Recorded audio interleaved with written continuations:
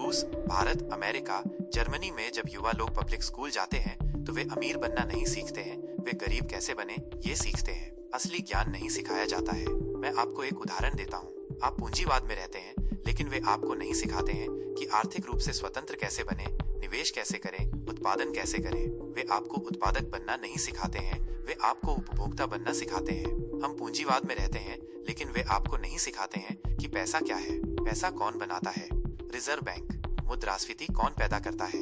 Reserve bank कौन चलाता है। दुनिया के सबसे शक्तिशाली संस्थान। अगर आप इसे देखेंगे तो हम पाएंगे कि ये लोकतंत्र नहीं है। हम पूंजीवाद में रहते हैं, लेकिन वे आपको नहीं सिखाते हैं कि मार्केटिंग कैसे काम करती है, लोगों की भावनाएं, मनोविज्ञान, हेरफेर। इस ज्ञान का उपयोग हर दिन आप पर किया जाता है, लेकिन आपको इसके बारे में जानने की जरूरत नहीं है। आप पूंजीवाद में रहते हैं, लेकिन वे आपको नहीं सिखाते हैं कि राजनीति वास्तव में कैसे काम करती है, लॉबिंग कैसे काम करती है। पैसा सब कुछ चलाता है और आपको समझना चाहिए कि वे इसे कैसे करते हैं। हम इसे अंत में स्कूल में सीखेंगे। वे आपको नहीं सिखाते हैं कि खुद को और दूसरों को कैसे व्यवस्थित करें। वे सस्ते संगीत चाहते हैं, वे अनुयायी चाहते हैं। आप स्कूलों में नहीं सीखेंगे कि अवसाद से कैसे निपटें, खुद को कैसे प्रेरित करें, गिरने पर कैसे उठें, क्योंकि कमजोर लोगों को नियंत्रित करना आसान होता है। मजबूत लोगों की तुलना में जीवन ऐसा है कि आपको बेहतर होगा कि आप अपने दिमाग का इस्तेमाल करें। कभी कभी लोग मुझसे पूछते हैं कि कैसे शून्य से अमीर बनने के लिए प्रसिद्ध हो जाएं। तेजी से आपको ग्रिम की तरह प्रसिद्ध होना होगा। अधिकांश प्रसिद्ध लोग गुलाम होते हैं, उन्हें वही कहना पड़ता है जो उन्हें बताया जाता है। पूर्णतया अमीर अदृश्य होते हैं, इस तरह कोई भी उनका नियंत्रण नहीं कर सकता। यदि आप युवा और भूखे हैं और अमीर और प्रभावशाली बनना चाहते हैं तो प्रसिद्ध होने की कोशिश न करें। छाया में रहें, जैसे मेरे इस यंग ड्रो ने किया। मुझे एक छोटे से विवरण से शुरू करने दें। उनके YouTube पर 1 मिलियन ग्राहक हैं, लेकिन कोई भी उनका चेहरा नहीं जानता। नंबर 1, फेसलेस रहें। गरीब लोग प्रसिद्धि का पीछा करते हैं। उन्हें लगता है कि अमीर लोग सोशल मीडिया पर अपनी जीवन शैली और धन दिखा रहे हैं, इसलिए वे उनकी नकल करते हैं। बड़ी गलती। सुपर रिच उपभोग नहीं करते हैं, वे दिखावा नहीं करते हैं, वे बाहर नहीं खड़े होना चाहते हैं। यदि आप अदृश्य हैं तो आप अछूत हैं। मैं अपना चेहरा दिखा रहा हूँ, लेकिन मैं अभी भी अदृश्य हूँ, क्योंकि मैं एक व्यक्ति नहीं हूँ, मैं उनका मुखौटा हूँ जिनका मैं प्रतिनिधित्व करता हूँ। ग्रिम छाया में रहने वाले, ये असली ताकत है। यदि आप फेसलेस हैं, यदि आप मुखौटे के पीछे हैं, तो आपके कम दुश्मन हैं, कम बुरी नजरें हैं और आप अदम्य हैं, जैसे मेरे प्रातिष्का। मुझे दूर से कमजोर नंबर 2 पेश करने दें। हमेशा मौन में चलें। टूटे हुए लोग बहुत अधिक बात करते हैं। वे अपने लक्ष्यों, योजनाओं और अगले कदमों को खुले तौर पर साझा करते हैं, लेकिन वास्तविक धन मौन में चलता है। जब आप छाया में कदम बढ़ाते हैं तो वे अनुमान नहीं लगा सकते कि क्या आ रहा है। वे आपकी योजनाओं को रोक नहीं सकते। मुझे याद है जब मैंने YouTube पर कब्जा करने की योजना बनाई थी। कुछ महीनों बाद मेरे 1 मिलियन ग्राहक थे। कोई YouTube अनुभव नहीं था, कभी भी अपना चेहरा नहीं दिखाया। यही होता है जब आप रणनीति बनाते हैं और मौन में कदम बढ़ाते हैं। नंबर 3, कभी भी बहुत अधिक श्रेय न लें। अधिकांश लोग काम करते समय प्रशंसा नहीं करेंगे, इसलिए वे मौन में काम नहीं कर सकते। दयनीय। यदि आप काम करते हैं तो मान्यता की तलाश न करें। तारीफ आपको अमीर नहीं बनाती है, वे केवल आपके अहंकार को फिट करती हैं। अन्य लोगों को श्रेय दें, ध्यान दें, प्रशंसा करें। आप बस अपना सिर नीचे रखें, देखें, सीखें, मौन में खिंचाव करें जब तक कि हड़ताल करने का समय सही न हो। सम्मान आएगा। नंबर 4, भगवान को कभी न भूलें। जब आप मौन में निर्माण करते हैं तो आप अकेला महसूस कर सकते हैं। आपको ऐसा लग सकता है कि आप हार मान रहे हैं। तब आपको खुद को याद दिलाना होगा कि हमेशा आपका साथ देने वाला कोई न कोई है। भगवान कभी उम्मीद मत छोड़ो, मौन में निर्माण करते रहो, और जब तुम्हारा समय आएगा, जब तुम अंततः सफल हो जाओगे, तो याद रखना कि किसने तुम्हारी मदद की वहां पहुंचो। और अंत में नंबर 5, यदि आप सफल होना चाहते हैं तो आपको अपने आप को अन्य सफल लोगों से घेरना होगा, लेकिन याद रखें कि कभी भी ऐसे लोगों के साथ गठबंधन न करें जिनके मूल्य आपके से अलग हों।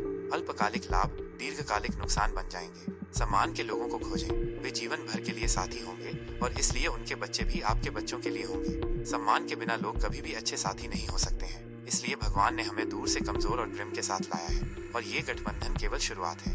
दयनीय मत बनो, सम्माननीय बनो। ये आपको सर्वोत्तम सलाह देगा। और निश्चित रूप से अंतिम नियम, कभी भी राज्य पर भरोसा न करें, कभी भी पुलिस पर भरोसा न करें, केवल अपने आप पर और निश्चित रूप से भगवान पर भरोसा करें।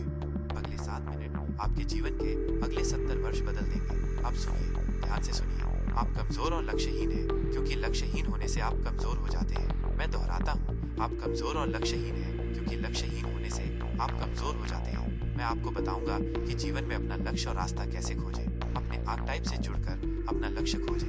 आपका आर्कटाइप आपकी आत्मा का सच्चा चरित्र है। यह आपको दिशा और स्पष्टता प्रदान करेगा। केवल 7 आर्कटाइप है। आप कौन सा आर्कटाइप है? Archetype 1, healer. यदि आप हीलर हैं तो आप दूसरों की मदद और उपचार करना चाहते हैं। हीलर मन, शरीर और आत्मा का उपचार करता है। दुर्भाग्य से आज के डॉक्टर मन या शरीर का उपचार करते हैं, लेकिन वास्तव में आत्मा का उपचार नहीं करते हैं। यहीं पर सबसे गहरी बीमारी है। आर्कटाइप 2। बिल्डर आपका पसंद का हथियार प्रौद्योगिकी है, हथौड़े से लेकर एक्स तक और आज KLLM तक। बिल्डर आज संस्थापक, कंस्ट्रक्टर, डेवलपर, आर्किटेक्ट, CTO है। आप कुछ भी नहीं से कुछ बनाते हैं और प्यार करते हैं। कोड, उपकरण, मशीनें, प्रौद्योगिकियां, इमारतें, यह एक निर्माण आर्कटाइप की रचना है। आर्कटाइप 3। कलाकार। आप कला के कार्यों की कल्पना और सृजन करने के अलावा कुछ भी पसंद नहीं करते हैं। आप एक बहुत विशिष्ट अंतर्ज्ञान और कल्पना, निर्माण, शिल्पकारी, प्रदर्शन और सौंदर्य शास्त्र के लिए जुनून वाले व्यक्तिवादी हैं। आर्कटाइप 4। राजा। आप अपने लोगों का नेतृत्व प्यार और शक्ति से करते हैं। आपकी शक्ति बल से नहीं आती है, बल्कि दूसरों की सेवा करने से आती है। आप विभाजित नहीं करते हैं, आप सामाजिक ताने बाने को मजबूत करते हैं। आप व्यवसाय या गैर लाभकारी संगठनों या राजनीति में CEO या संस्थापक हो सकते हैं। आप हमेशा मजबूत सामाजिक कौशल वाले अच्छे आयोजक हैं। लेकिन याद रखें कि वे राजा जो सत्ता को सेवा से ज्यादा चाहते हैं, वे राजा नहीं हैं, वे अत्याचारी हैं। आर्कटाइप 5। नाइट्स मजबूत मूल्यों का पालन करते हैं।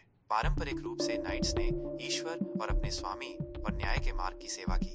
आज के नाइट पुलिस अधिकारी, सैनिक, प्रशासन के लिए काम करने वाले लोग हैं जो इस दुनिया को सुरक्षित और बेहतर बनाना चाहते हैं। लेकिन आज के अधिकांश नाइट टूट चुके हैं। उन्होंने अपना रास्ता खो दिया है क्योंकि वे किसी सम्मानित स्वामी की सेवा नहीं कर रहे हैं। वे केवल एक सड़े हुए सिस्टम की सेवा कर रहे हैं और वे इसे हर दिन महसूस करते हैं। इस दुनिया के नाइट्स के लिए अब सम्मानित स्वामी फिर से खोजने का समय आ गया है।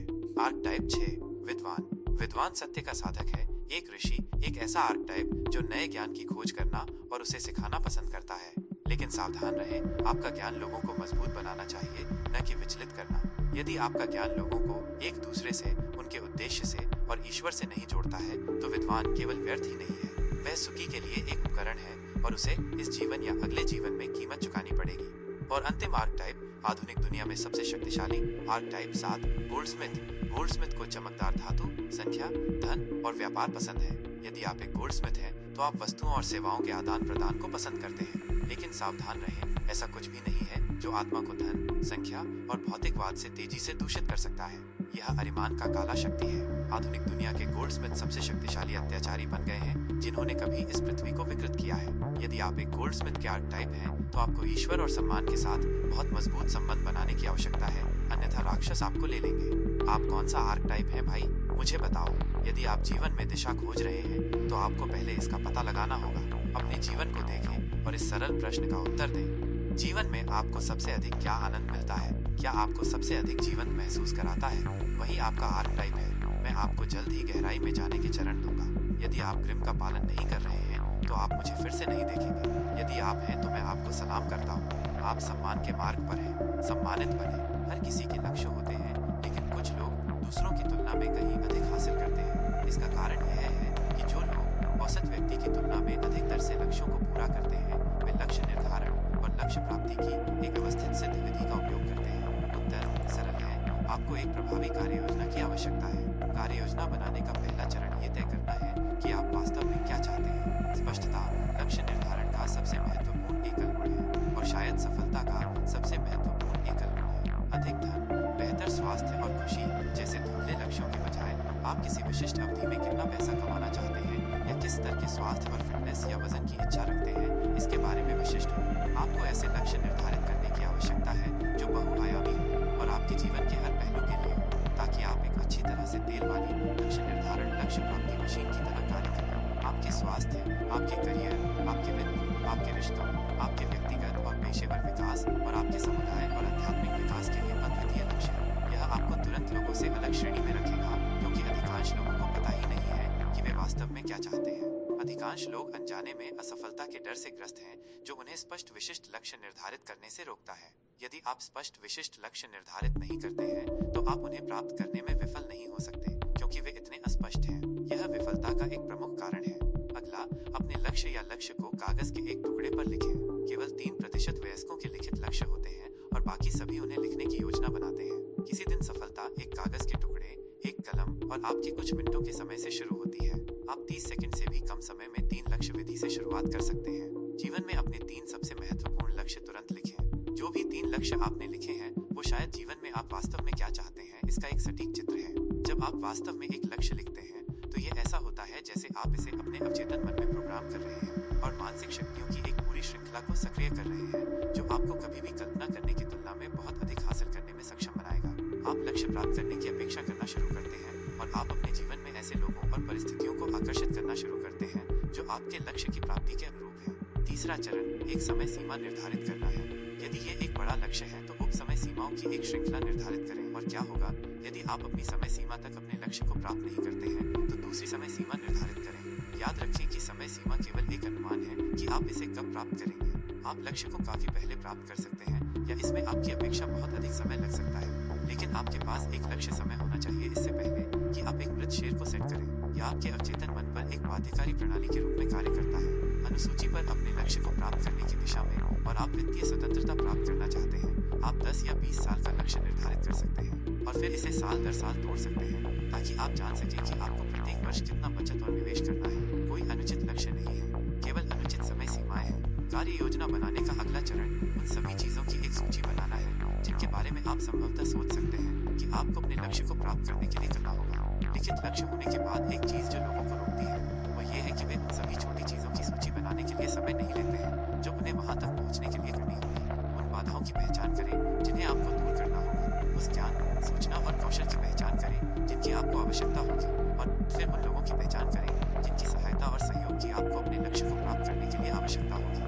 आपकी सूची जितनी व्यापक होगी आप उतने ही अधिक प्रेरित होंगे, आपकी इच्छा उतनी ही तीव्र होगी और आप इसे उतना ही अधिक संभव मानेंगे। इन सभी चीजों को प्राथमिकता और क्रम के आधार पर व्यवस्थित योजना में संयोजित करें। प्राथमिकताएं क्या अधिक महत्वपूर्ण है और क्या कम महत्वपूर्ण है। क्रम वो है जो आपको कुछ और करने से पहले करना होगा और किस क्रम में। हर एक कदम की सूची बनाएं जिसके बारे में आप सोच सकते हैं कि आपको इसका पालन करना होगा। क्योंकि आप नए आइटम के बारे में सोचते हैं उन्हें अपनी सूची में जोड़ें। 80/20 नियम कहता है कि आपके 80% परिणाम आपकी 20% गतिविधियों से आएंगे। 20/80 नियम कहता है कि आप अपने लक्ष्य की योजना बनाने और अपनी योजना को व्यवस्थित करने में जो पहला 20% समय व्यतीत करते हैं वो लक्ष्य को प्राप्त करने के लिए आवश्यक 80% समय और प्रयास के लायक होगा। अब जब आपके पास ये व्यापक सूची है तो इसे एक व्यापक योजना में शेड्यूल करें। अग्रिम रूप से प्रत्येक दिन, सप्ताह और महीने की योजना बनाएं। महीने की शुरुआत में प्रत्येक महीने की योजना बनाएं, सप्ताह के अंत में प्रत्येक सप्ताह की योजना बनाएं और शाम को प्रत्येक दिन की योजना बनाएं। जब आप अपनी गतिविधियों और कार्यों की योजना बनाते हैं तो आप जितने अधिक सावधान और विस्तृत होते हैं आप कम समय में उतना ही अधिक हासिल करेंगे। नियम यह है कि योजना बनाने में प्रत्येक मिनट निष्पादन पर 10 मिनट बचाता है। फिर जैसे जैसे आप अपनी योजना के प्रत्येक दिन से गुजरते हैं दिन के लिए अपने नंबर 1 सबसे महत्वपूर्ण लक्ष्य का चयन करें। फिर से आप 80/20 नियम के साथ अपनी प्राथमिकताएं निर्धारित कर सकते हैं। अपने आप से पूछें कि अगर मैं इस सूची में केवल एक ही काम कर सकता हूँ तो कौन सी एक गतिविधि सबसे महत्वपूर्ण है। फिर अपने आप से पूछें कि अगर मैं इस सूची में केवल एक अन्य कार्य कर सकता हूँ तो कौन समय का सबसे मूल्यवान उपयोग होगा।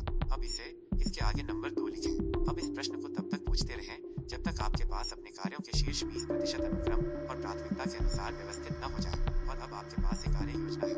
आपका अगला कदम कार्रवाई करना है। अपनी प्रगति पर नजर रखें और रास्ते में समायोजन करें। सुनिश्चित करें कि आप हर दिन कुछ न कुछ कर रहे हैं जो आपको वास्तव में जीवन में जो कुछ भी चाहते हैं उसकी दिशा में आगे बढ़ाएं। अब यदि आपने इस वीडियो का आनंद लिया है और महसूस किया कि यह मूल्यवान था और आपको अपने लक्ष्यों को तेजी से प्राप्त करने का तरीका सिखा रहा है तो इसे अपने दोस्तों या किसी अन्य व्यक्ति के साथ साझा करें जो इस जानकारी से लाभान्वित हो सकता है।